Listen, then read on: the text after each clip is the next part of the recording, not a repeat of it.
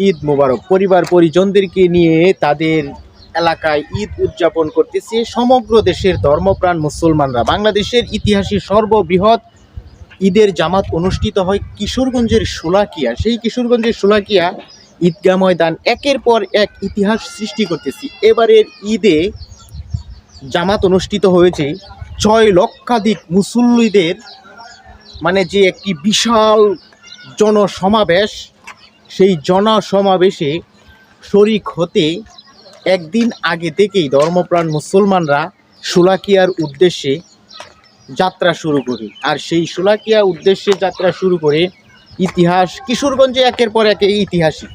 আপনি দেখুন, যতই এক ঈদের পর আরেক ঈদ আসতেছে, সেই ঈদেই কিন্তু মানে মুসল্লিদের সংখ্যা কিন্তু বাড়তেছে।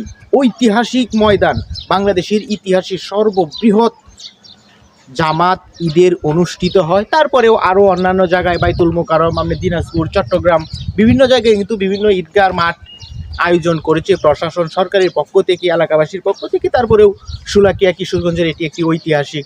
দেখুন, সেই কিশোরগঞ্জ কিন্তু একের পর এক ইতিহাস সৃষ্টি করতেছে।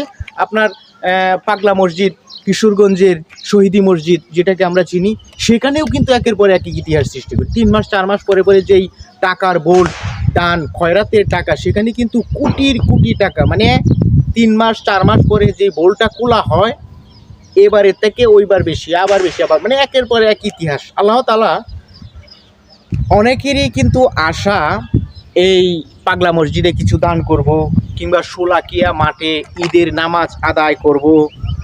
আমাদেরও আশা। আমার বাড়ি কিন্তু শোলাকিয়া ঈদগাহ মাঠের কাছাকাছি। তারপরেও হতভাগ্য আমি, কারণ আমি এখনও শোলাকিয়া মাঠে নামাজ আদায় করতে পারিনি।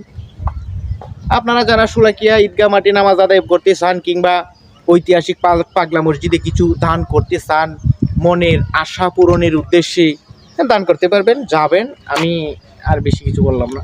ভালো থাকবেন।